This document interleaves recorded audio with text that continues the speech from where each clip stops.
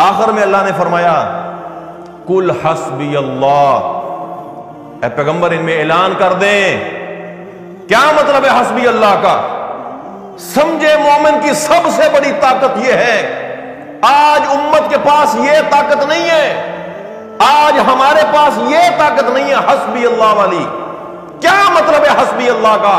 حسبی اللہ کا مطلب یہ ہے کہ جاؤ لے آؤ جسے لانا چاہتے ہو، جاؤ تم میدان لگا لو، جاؤ تم اپنے علوم لے آؤ، جاؤ تم اپنی طاقتیں اپنے وسائل لڑا دو، کھپا دو، حسبی اللہ میرے پاس حسبی اللہ کی پاور ہے، حسبی اللہ میرے لیے اللہ کافی ہے۔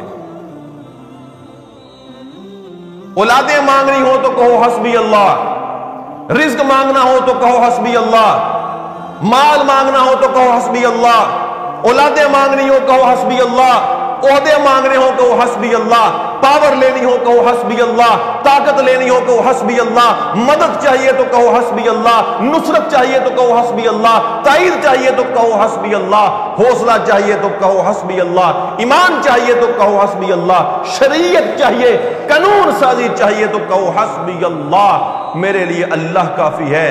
دوسروں کے در پہ وہ جائے جس کے لیے رب کافی نہیں ہے۔ دو جواب اللہ کے سوالوں کا، کیوں نہیں دیتے؟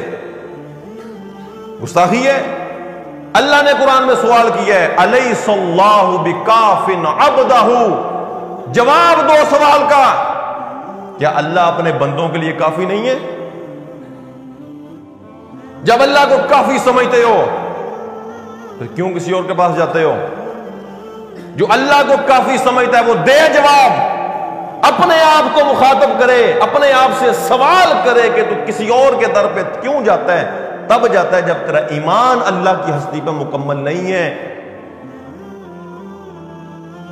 اللہ نے سوال کیا، دو جواب، الیس اللہ بکاف عبدہ، اللہ پوچھتا ہے کہ کیا میں اپنے بندوں کو کافی نہیں ہوں؟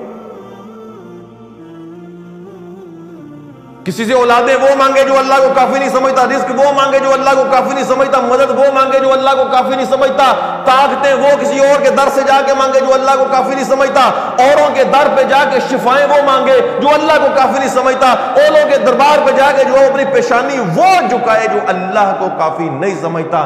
اللہ کو کافی جو سمجھتا ہے بوڑھا ہو جاتا ہے، سفید آ جاتے ہیں، اولاد نہیں ملتی، وہ کسی اور کے در پہ جاتا نہیں جاتا۔ تو یہ حضرت علی کا مقام ہے رضی اللہ تعالیٰ عنہ۔ اپنی طرح سے ان کی طرف جھوٹ بنا کے منسوب نہ کریں، اللہ کے برابر نہ لے کر جائیں، کیونکہ ان الشرک لظلم عظیم، رب نے قرآن میں فرمایا ہے کہ سب سے بڑا ظلم اس کائنات میں اگر ہے تو وہ شرک کا ظلم ہے۔